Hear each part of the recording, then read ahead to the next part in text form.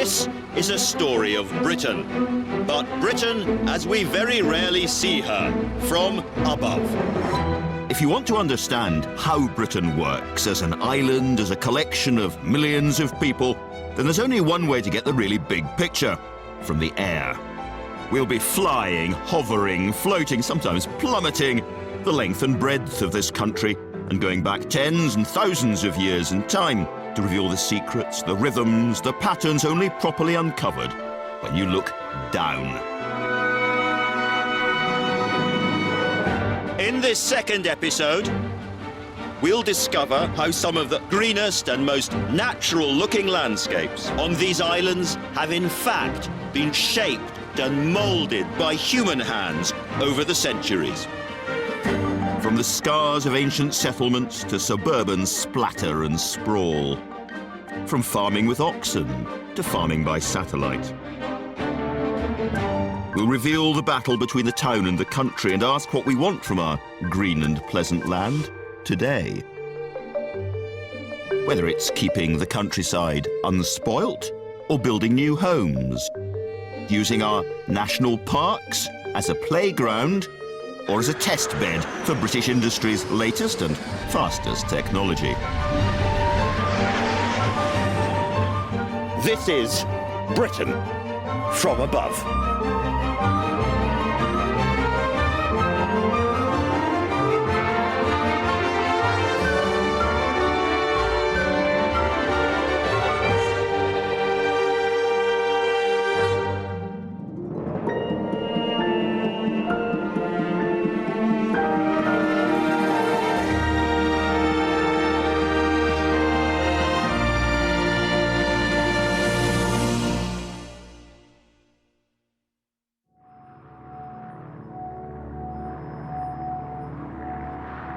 East Anglia from 10,000 feet up. Fluffy little clouds, the familiar patchwork quilt of fields below. What could possibly be more reassuringly British?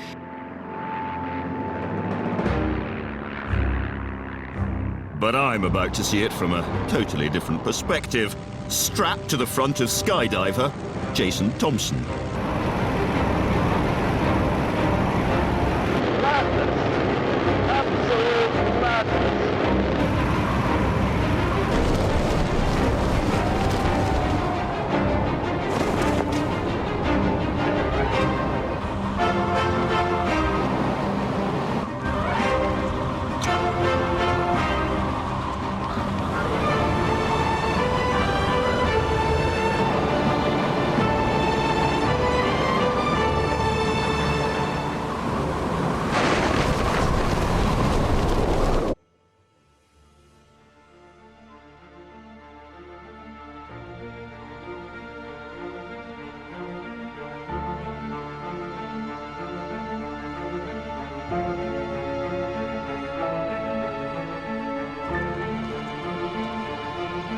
That was amazing.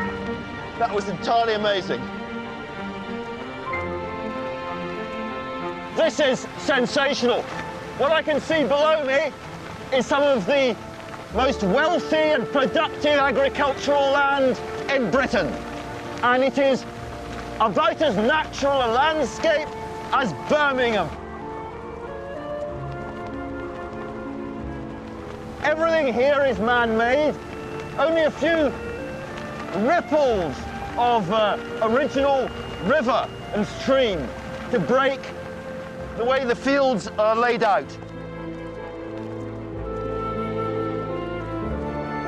Almost everything below us in the landscape is being used to feed us.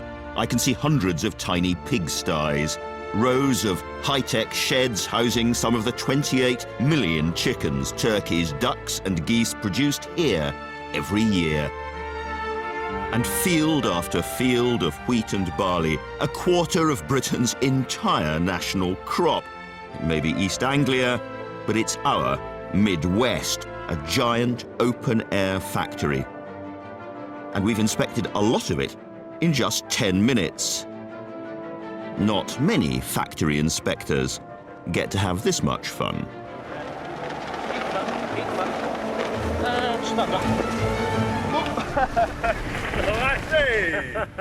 Fantastic! That was just sensational. Well done. Thank you very much indeed. At all. Right at the beginning, you're just going like a shell or a bullet. You're just that's fantastic speed. It is immense. What sort of speed are we doing there? Immediately we leave the door, 60 feet in 1 second. 60 foot a second. Yeah. That is fast. Very fast. And then suddenly, when the parachute opens, you're a feather. Exactly. From shell to feather in one easy movement. It Yeah. changes to 1,000 feet per minute then. Yeah.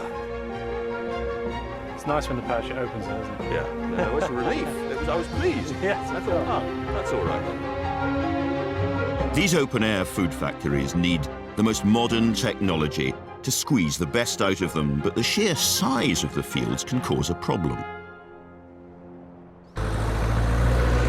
Most farmers only ever get to see their land from this perspective, ground level, unless they've got one of these. This tiny aircraft, 4 feet long, isn't a toy. It's an unmanned aerial vehicle, or UAV. You've probably heard of these little spy planes being used by the military to take reconnaissance photos in Iraq or Afghanistan, so what is he doing on a farm in deepest Sussex? Farmer and UAV enthusiast Dewar Donithorne Tate is pioneering this aircraft called CropCam. As Ken launches the aircraft, you'll see it fly to its first waypoint and then start doing its mission.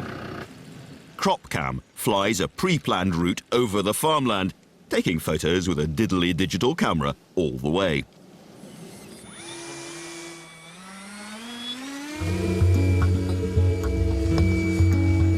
The flight itself is entirely computer controlled.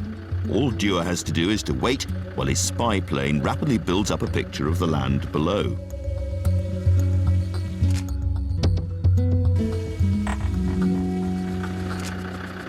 One of the principal applications is called precision agriculture. Now, in the course of the last year, we've seen some fertilizers go for, say, £34 a tonne, to this year, £130 a tonne.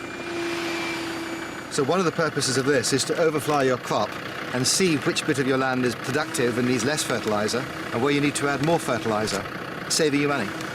So really it's to optimize the use of land.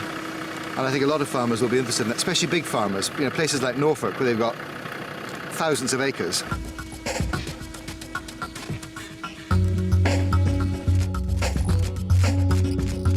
But some farmers are using technology that flies just a little bit higher than 200 feet.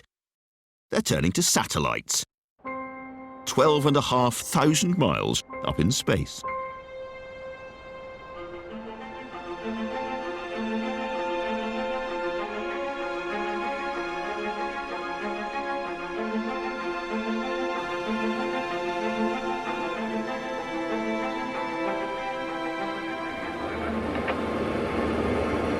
The very strange thing about this is like sitting in, I don't know, the control room of an ocean liner. You're so high above everything. Here on Simmons Farm in Suffolk, they're beginning the first harvest of the summer, and farmer George Gittus, an optimistic man, has handed over this beast of a combine harvester to me. What am I harvesting?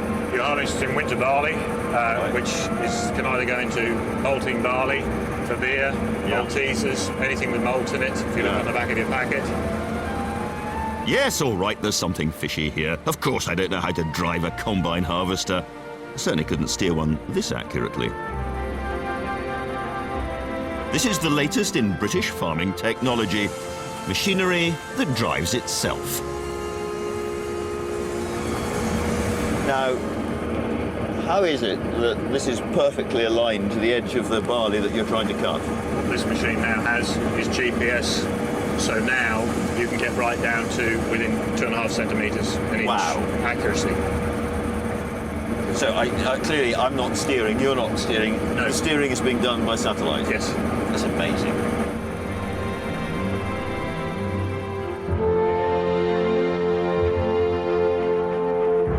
This isn't your common or garden sat-nav, the kind that sends hapless motorists down dead ends or tells them to take a left straight off a bridge. The receivers on this machine are much more accurate, and so it's not surprising that this kind of space-age technology doesn't come cheap. So this piece of kit, £400,000 or thereabouts. Yep. How much difference does it make to your profitability to have something like this and the satellite tracking and all the rest of An it? increasing amount. How much more a machine like this achieve than an old-fashioned guy in a combine harvester? Well, we used to run 3 machines, and now we run this one machine to do the same amount of work. And when you've got the right conditions, when the rain's held off and it's the right moment, how long do you drive a machine like this for? Well, can be round the clock, can be 24 hours a day. Right the way through the night as well? Yes. Wow. Yeah.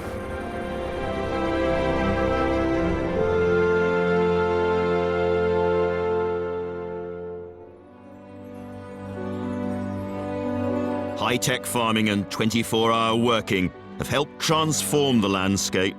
Less romantic oil painting than a kind of fresh air science park.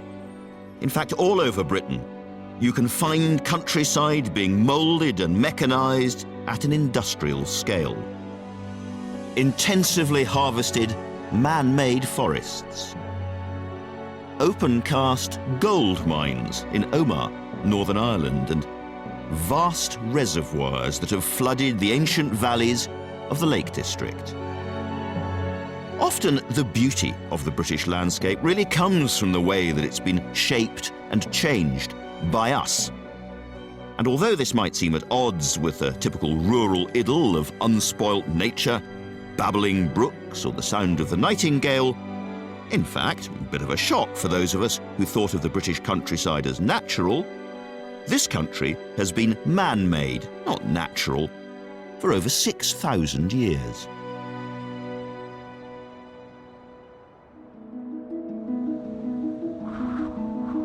At the end of the last ice age, almost everywhere in Britain was covered in woodland.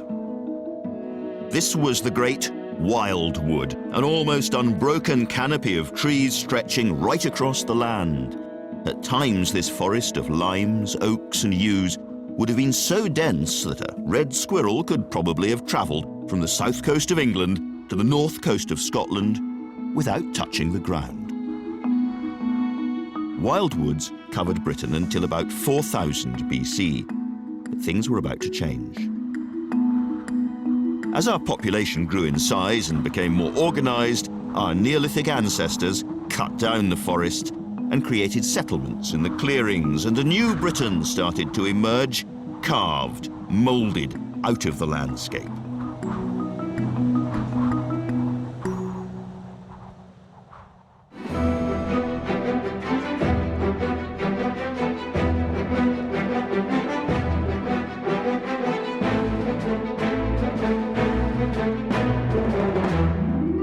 Thousands of years later, you can still find some of the brooding, mysterious monuments left by our ancestors.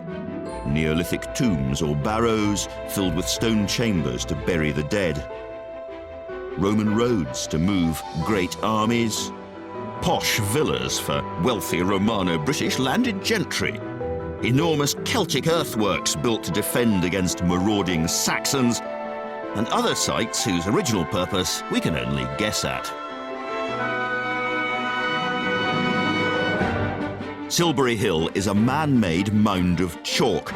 Once it would have risen bright white out of the forest 5,000 years ago. What were our ancestors up to? We have absolutely no idea. Or there's the famous stone circle at Avebury, another Neolithic structure, just as striking, just as mysterious.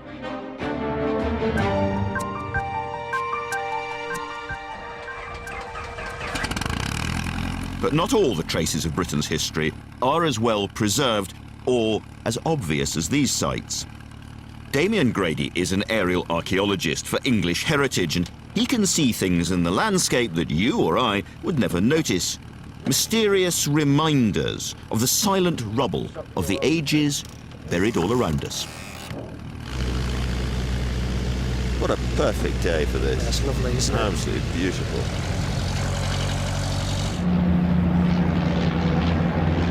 What we're hunting for are crop marks.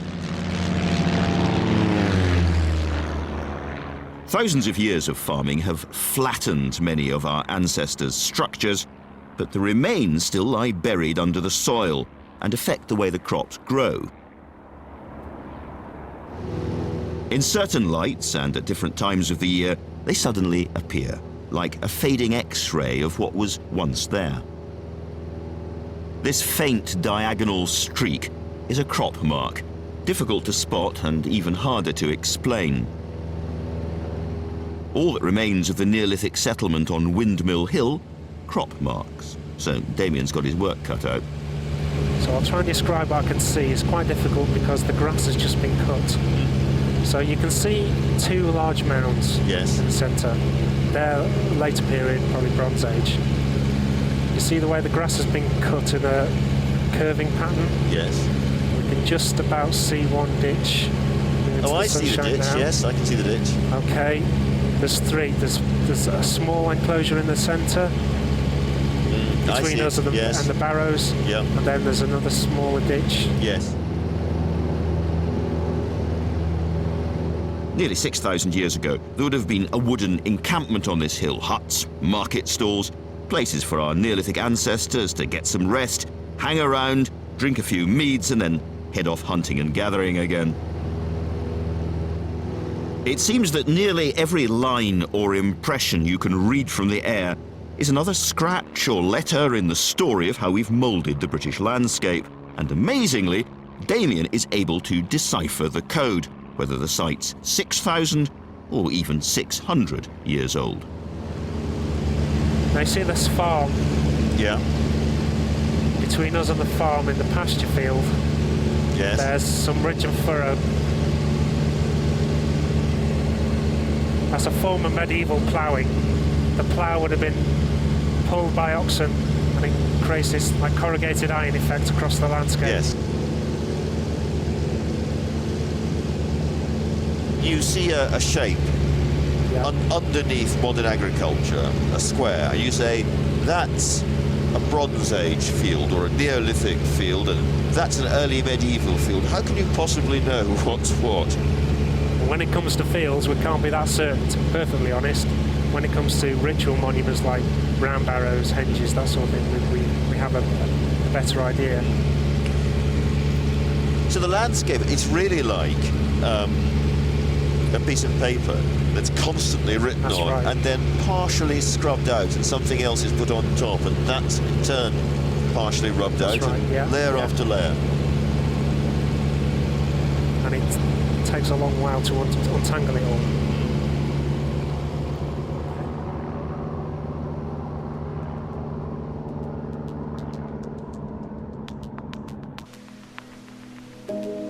Crop marks, of course, can only reveal the secrets of open countryside, where the landscape and the fields are exposed.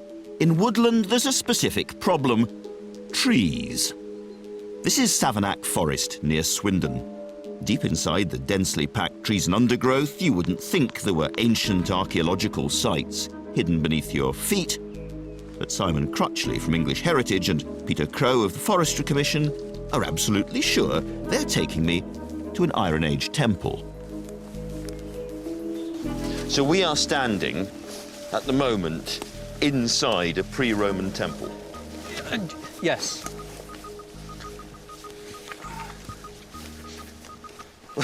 This is not getting any clearer, I have to No. tell you. It does just through here, I assure you. It's a kind of Indiana Jones moment. Well, Yes. a boring Indiana Jones moment. Coming here in slightly better conditions, but here, I hope you can see, Ah, we're now standing on the corner right. with the bank running around here Yes. and heading off down there. And then if I step down into the ditch, We're in the ditch. Now you say it, yeah. You all can right. see it, Okay, but- I can see it, sort of. But it's kind of obvious why for 2,000 years nobody's noticed. indeed, I have yes. to say as well, map it for us. And it is an odd experience to step on a piece of history that's not been touched for centuries or even millennia. But what's even more surprising is how Peter and Simon discovered this temple, snoring quietly in the bushes. How did they find it?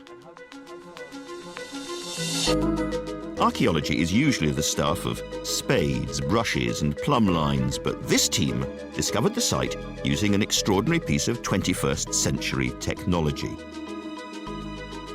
Laser beams and computers, which have allowed them to look through the trees and the undergrowth below.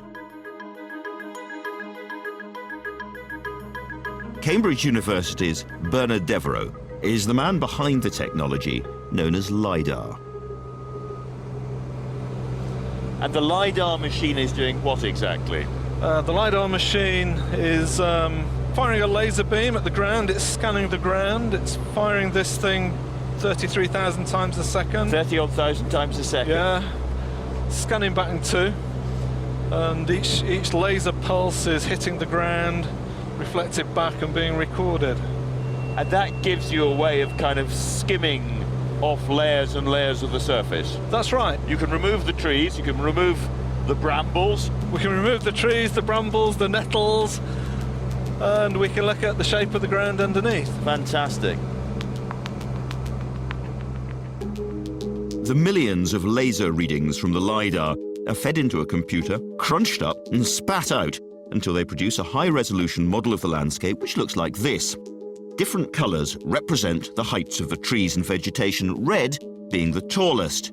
And then LiDAR can simply strip away the colours, just like taking a scalpel to the landscape, until all you're left with is the ground itself. Amazingly, this is the Iron Age temple that I was shown earlier. And they tell me that's the corner where I was standing.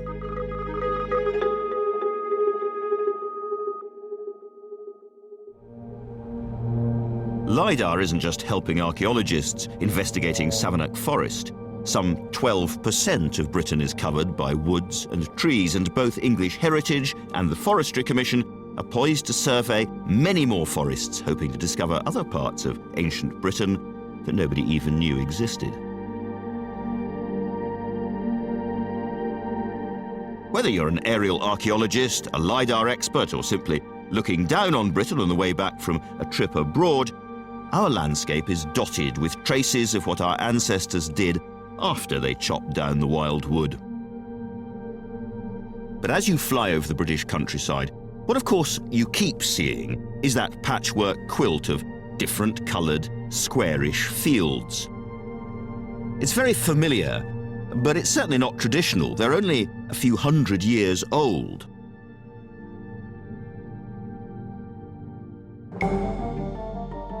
This, by contrast, is Chelmorton in the Peak District, a rare collection of British fields without the patchwork quilt. In the Middle Ages, nearly all of us grew food and kept livestock in long, narrow strips like these. It was the nearest the medieval peasant came to socialism. Every villager had their own set of strips and everybody worked together. Chelmorton is rather more unusual because these strips were walled. But that's perhaps why the ancient field system has survived here. From around the start of the 18th century, strip farming was wiped out in a brutal process called enclosure. New laws allowed a whole class of rich landowners to tear up the strips and make larger fields for their use only. So much for the communal activity of centuries.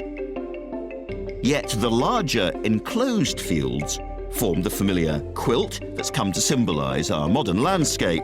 And there was another hugely significant change to the way it looked: machinery.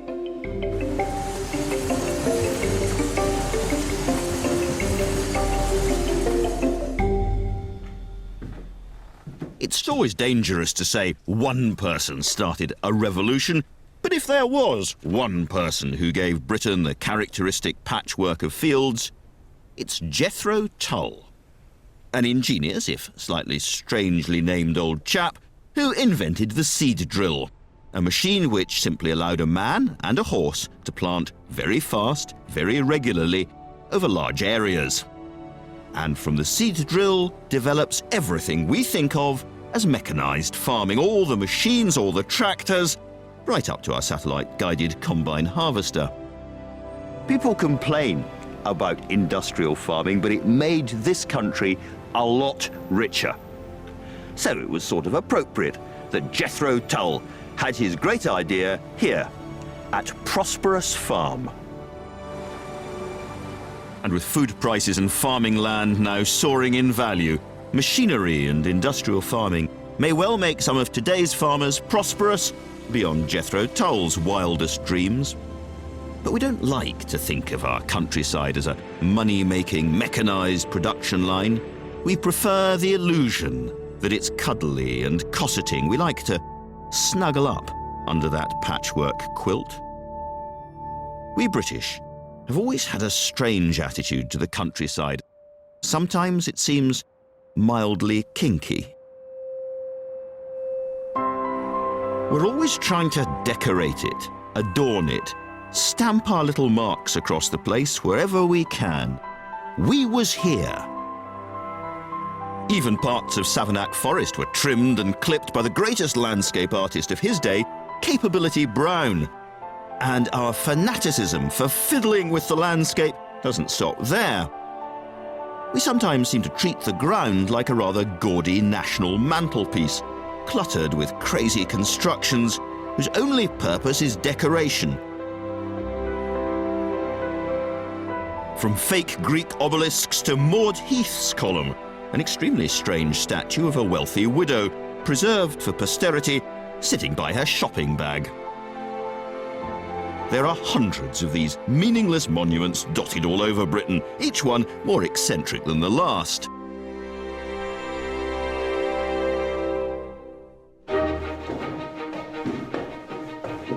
They're known as follies, not meant for living in, working in, or for anything. In every case, the only reason they were there is fun. Every one is unique, and you never know quite what you're going to get.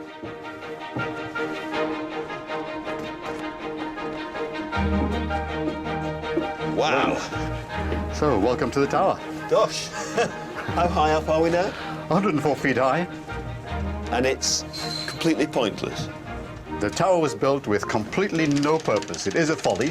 And, you know, people still ask me when they come here occasionally, I get the story, you know, well, why was it built? And I say it's a folly. They say, yeah, but why was it built? You know, it was built because it was a silly thing to do. I'm in Farringdon, Oxfordshire, with Eddie Williams, a folly enthusiast who's showing off the meaningless but spectacular tower that dominates this landscape. This is a British thing, isn't it? Very few places in the world outside the UK do they have follies, and it seems to be one of those things that eccentric people did in the UK. People with so much money that they could afford to build a tower. Yeah. The man with the money in this case was Lord Berners, an upper-class eccentric who was, quite frankly, mad as cheese.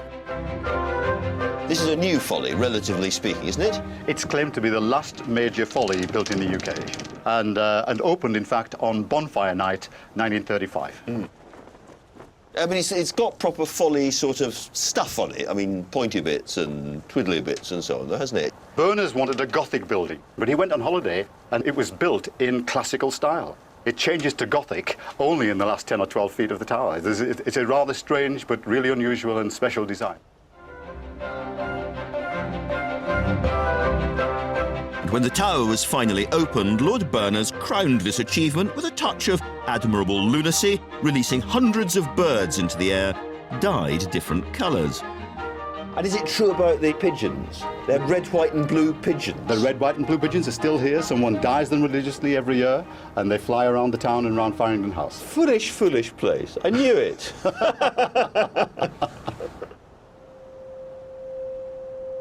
Our passion for decorating the countryside also extends to the famous white horses cut out of the Wiltshire chalk. Most of these figures were carved in the 19th century by local landowners or enthusiastic schoolteachers. And this love affair with the landscape still continues today. Sultan, the pit pony, a 650-foot earth sculpture in Caerphilly, South Wales, was created in 2000 using the spoil from coal mines. But the tradition of carving horses on hillsides doesn't just go back a couple of hundred years, it's been around for thousands of years. Caroline Searle of the National Trust is taking me to see the greatest horse of all, the sexy, bewitching and incredibly ancient White Horse of Uffington. I keep being told that this is 3,000 years old. So how do you possibly know that it's 3,000 years old? Well, we had some archaeologists do some digging in the 1990s, and this is a 3D horse. The grass is not just scraped off the surface. This is chalk blocks going down a metre deep in places. It's been dug deep down, right? So it's a 3D figure on this landscape. OK. They decided to take some soil samples from the bottom of the chalk blocks that they found. Okay. And they then took those away to do scientific experiments on them. That's fantastic. Basically, that means they wanted to find out when that soil last saw sunlight. Oh, I see. You can tell, OK. So the last time this soil saw sunlight averaged out about 1,000 years BC. So it really is roughly 3,000 years old. It's a beautiful thing. What I've been trying to work out is how our Aboriginal Picasso got everything in proportion, because you can't tell what's what here. No, the best place to view it is from the air. Well, my grasp of history tells me there was no helicopters 3,000 years ago. So presumably, either he or she had to keep running down about 1.5 miles and looking back and thinking, no, a bit more to the left or a bit more to the right, or somebody else was doing it for them. No loudspeakers, so... No loudspeakers. How they did it is a total mystery. For me, the really amazing thing is that it's still here at all, because these figures cut into the chalk soon disappear under a carpet of grass unless they're regularly looked after. And what that means is that people have been making efforts to tend this white horse for nearly 30 centuries. Anglo-Saxon times, for instance, people were coming up here to clean the white horse. Yeah, the horse was already old by then, but something was making them come up here and keep it clean. We don't quite know what, but something had a hold over them. It has an eerie power. It is not simply decorative, is it? No, definitely. And you come up here in different lights on different days, and it does feel like it's moving sometimes. You do wonder what it's thinking and what it's up to as well. An astonishing thing. I hope you can't see me. The White Horse of Uffington seems to crystallise the weird, contradictory relationship we British have with our landscape. We're unsentimental farmers, smashing and reshaping again and again, but we've got a dogged, stubborn enthusiasm for certain corners and special places. For a Christian country, we've got pagan secrets still.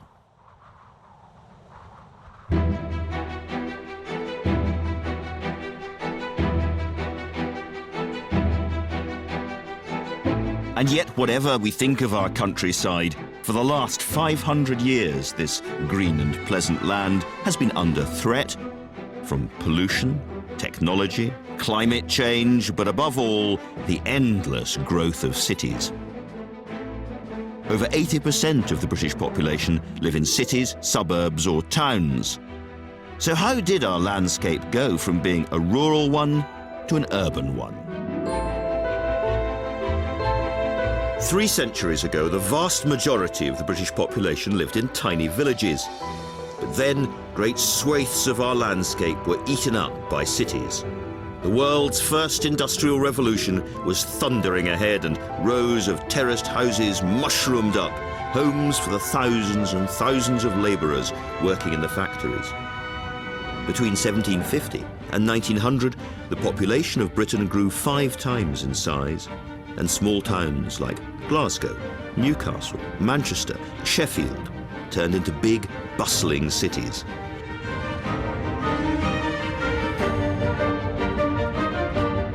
In just a century and a half, we transformed ourselves from a nation of farmers to a nation of factory workers.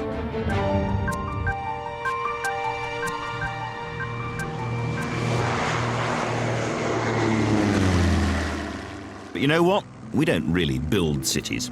We grow them as best we can inside the landscape. This is historic Oxford, famous for its dreaming spires and sometimes brilliant, sometimes batty academics. But Oxford is also a great example of how a typical British city has grown. Professor Ian Bentley, an expert in urban design, is going to show me how the story of this university town is written into the landscape below us.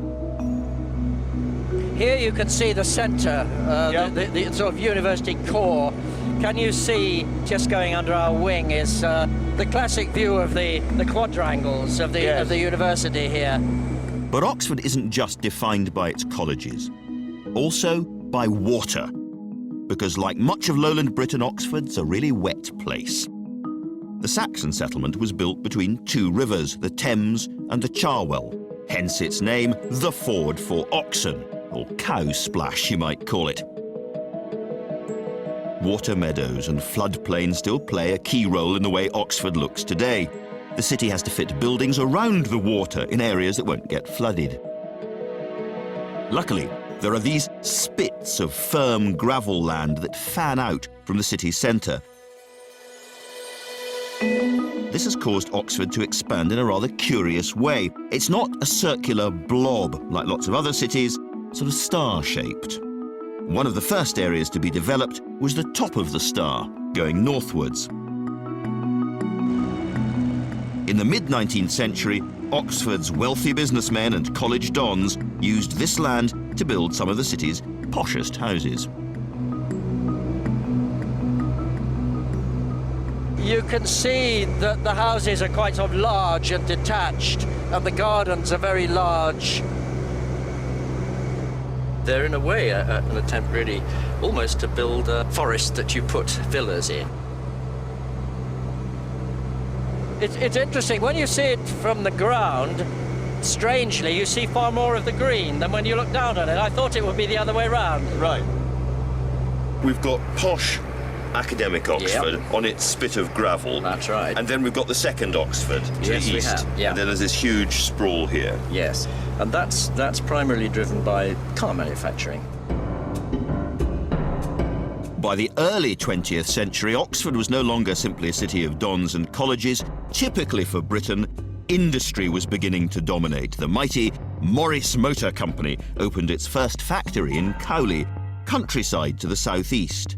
The much-loved Mini was built here, and it still is, even if the company is now German-owned. Well, you can see the car works behind us if you had a double-jointed neck. All right. So now coming in on the east of the city. Yeah. And of course the ever-expanding car works needed an ever-expanding workforce, and they got accommodated in housing that spread between the existing city and the car works in the 20s and 30s. But once the industrial Oxford starts to take off, it expands to the east. Yes, that's right. Why is that? Well, partly because that's where there was land available reasonably near the city centre, but the reason why that land hadn't been taken up beforehand was down to the climate, I think, that the effluent of the city, coal fires, smoke and sort of mess, that was carried to the east by the wind, and so ideally nobody wanted to live there, so the people that ended up living there were the people obviously with the less purchasing power, basically.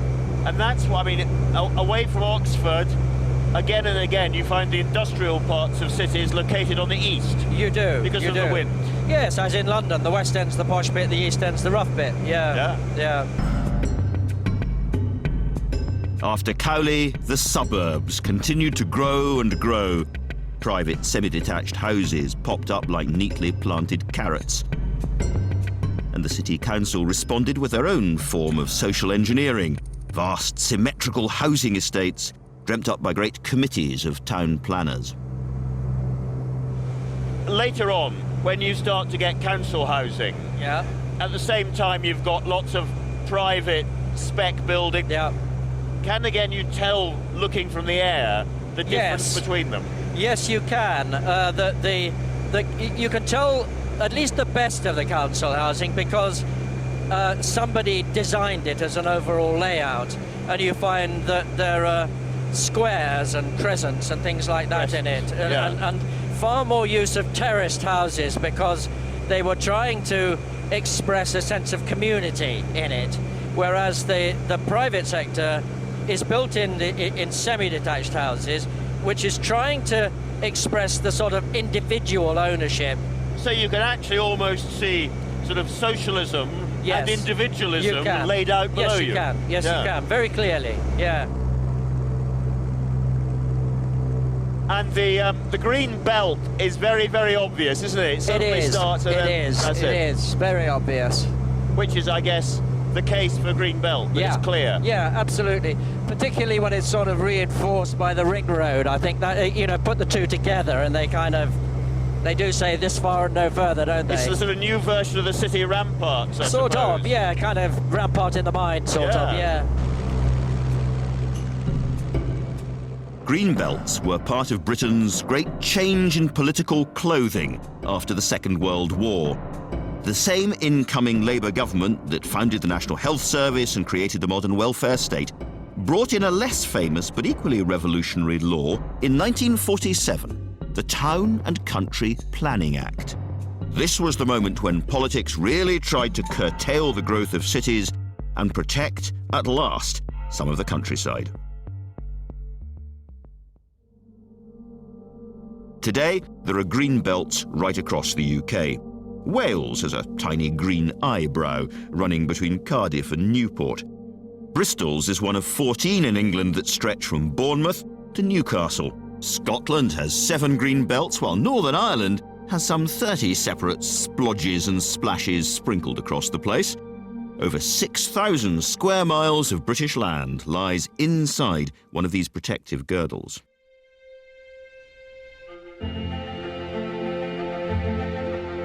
Bringing in the green belts was a historic change. But the new political controls over landscape didn't stop with them. 2 years later, the government came up with the idea of national parks. And today, gigantic pleasure grounds are scattered across Britain.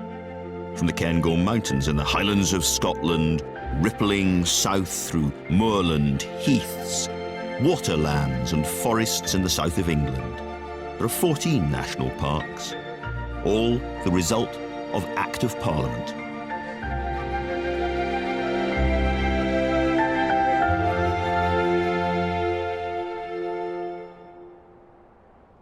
We tend to think of politics as a kind of town thing, all about money and hospitals and crime. But actually, these national parks are also a political achievement. The national parks, I would suggest, are one example of where politics has worked. It's been 60 years since national parks and green belts transformed the British countryside. It's become a bit of a national obsession, preserving this vision of the green and pleasant land. National parks' stringent planning laws mean that very little new can be built, and existing buildings have to fit in with the surroundings. It can all end up as a bit of a time warp. Slate roofs, whitewashed cottages, hundreds of miles of dry stone walls. We're putting in what's frankly a colossal effort simply to preserve an idea of what we think of as natural.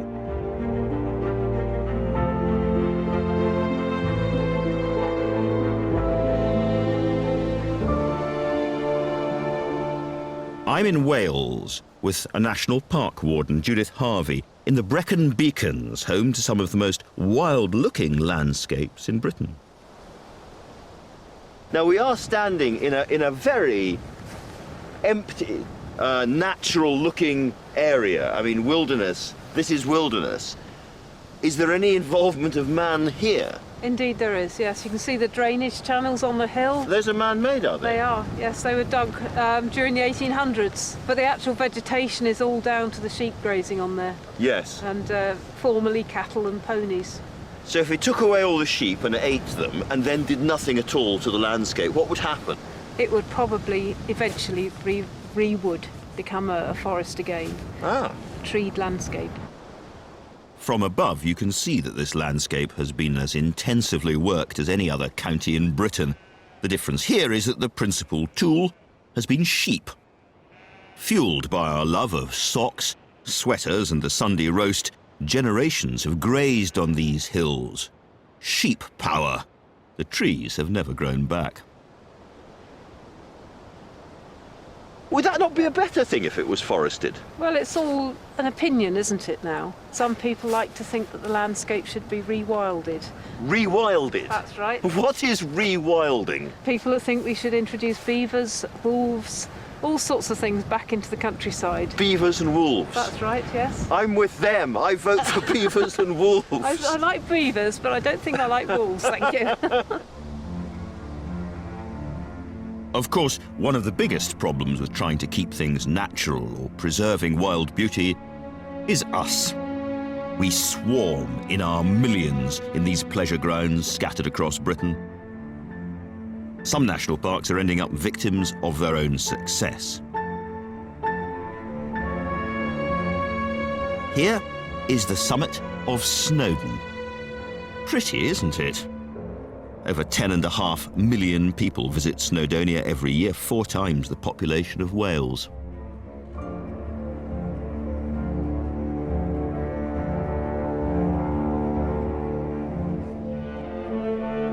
The Peak District in the north of England's been affected more than any other national park by cagoule-clad ramblers trampling across its landscape. And that's because more than 20 million people, almost a third of the British population, lives within an hour's travel of its hillsides. These visitor numbers have caused great damage to its heather moorlands, and the Peak District National Park is fighting back, reseeding them with a helicopter. This is extraordinary stuff, a sort of airborne version of Jethro Tull's seed drill to encourage vegetation to grow back again. It really shows the lengths we'll go to in order to preserve what we think of as natural. Matt Buckler is part of the conservation organisation behind this project, and their aim is to restore vegetation which has been trampled, poisoned by acid rain and even burnt by careless idiots. The fires have predominantly been caused by people, either deliberately, through arson, or accidentally, where people have dropped cigarettes, or, more recently, barbecues getting out of control and things like that. And if they happen in summer, then the top of the peat is likely to burn. And that's got all the plant material in it, and once that burns, there's very little to grow back. Using a helicopter may look like overkill, but it's actually the only way they can reach many parts of the Peak District and begin the slow, laborious process of regrowing this landscape. So the first thing we do is put down physical materials like heather brash. You bring in mosses with it, it's got loads of heather seed in it. And what we do then is seed grass seed into it, and grass sort of grows in with the heather seed and knits it together. And so you end up getting a skin over the top, which stabilises the peat and stops it from washing away.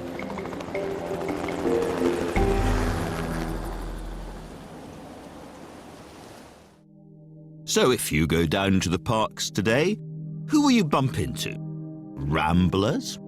Tea shop owners? Sheep? And this.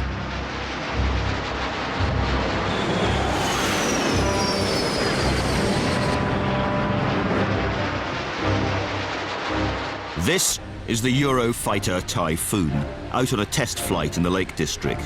It may cause a bit of ducking and flinching down on the ground, but this is for real. These aircraft are due to be deployed overseas, possibly even to Afghanistan. So for test pilot Mark Bowman, this type of flying is utterly vital preparation. Operating around the Lake District obviously provides us with some unique areas of topography to test in and test against, as it needs to be representative of what the aircraft can be expected to see around the world.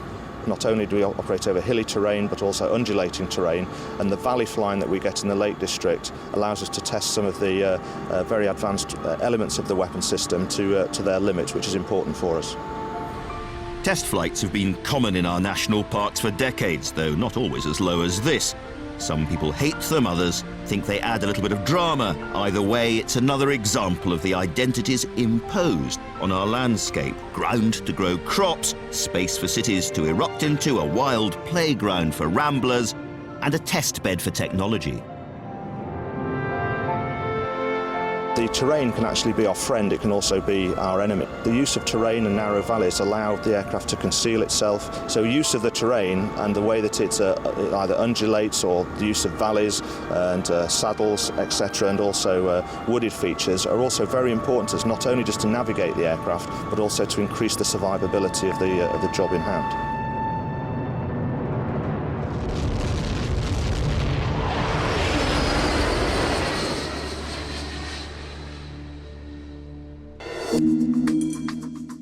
You won't find our armed forces practising only above the Lake District. In fact, the Ministry of Defence owns more than 600,000 acres of land across the UK. Vast firing ranges with tanks out on practice. Rows of munition dumps full of shells, guns and warheads. Even a strange suburban street of fake houses in the middle of fields, built to train elite bomb disposal squads. But this satellite photograph holds the biggest surprise of all. For despite decades of tanks rolling across it, the famous army training estate at Salisbury Plain shows up here as a green oasis among the surrounding farms and fields. Try intensive farming in this bit and the army's likely to blow you up. A paradox. By accident, they've kept this as one of the most natural places left in Britain.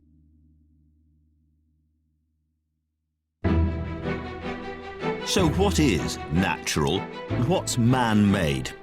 The trouble with the British landscape is that nothing is quite as it seems. And perhaps the clearest, but also the most surprising example of this is the Norfolk Broads. Sky, water, reeds and birds. What could be more natural? What could be less natural? This huge lake, Barton Broad, is actually man-made. Bizarre though it seems, this is a post-industrial landscape. And I'm about to hear the remarkable story from Sam Bates from the Broads Authority.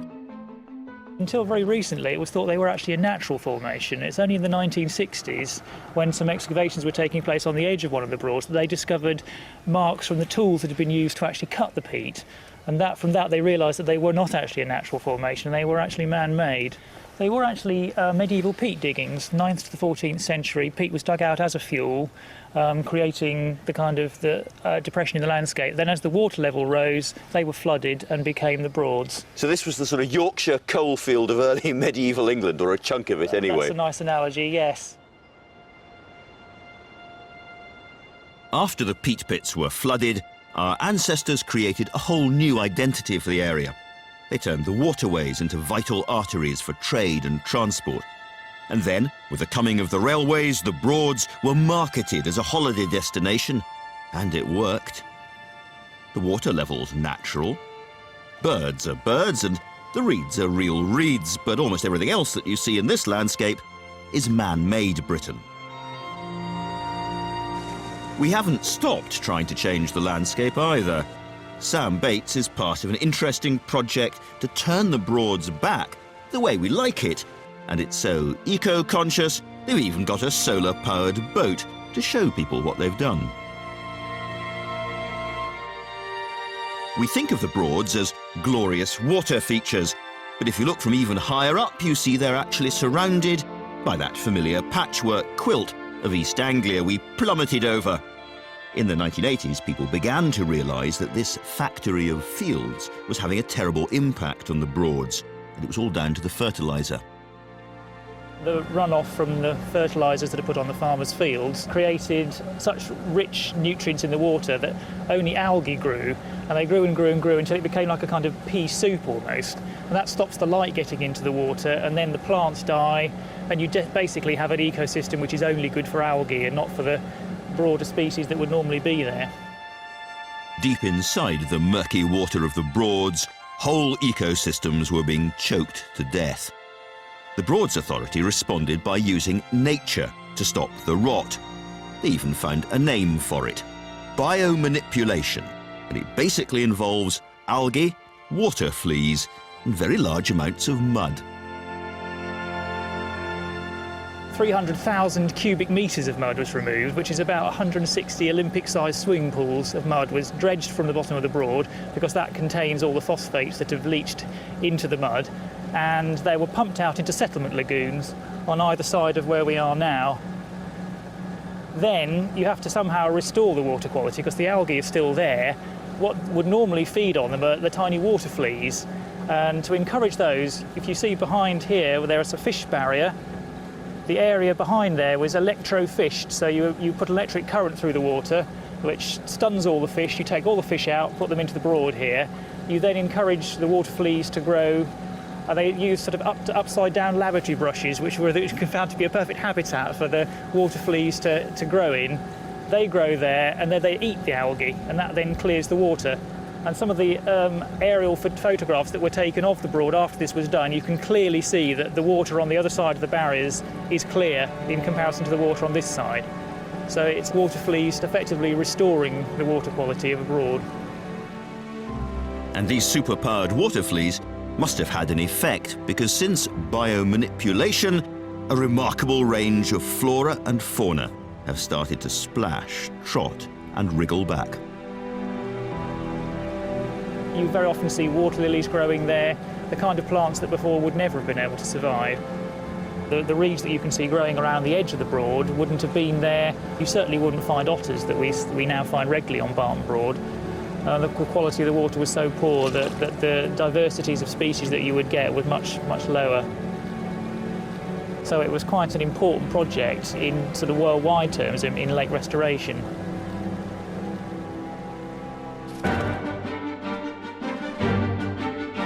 Whether it's the natural man-made Norfolk Broads, or vast factory-sized fields, or ancient temples, or sprawling cities, it's clear that virtually every corner of this country has been shaped and moulded by human hand. And even today, when we try to preserve green belts, slap down planning restrictions, or fight to protect woodlands, we are, in some way, trying to shape and direct the forces of nature.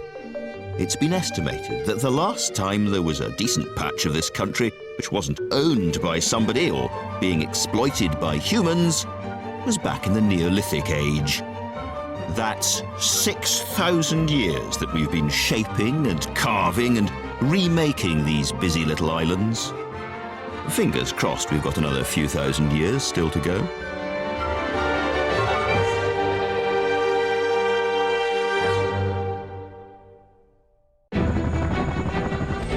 Next time on Britain from Above, we explore untamed Britain.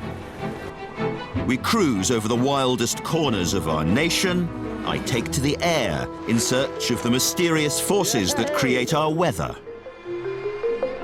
We reveal the great migrations of our island's most untamed residents. From Seeker deer to football fans. All this and Glastonbury. Next time on Britain from Above. And on our website you can go behind the scenes of the series and find a whole new perspective on Britain from Above.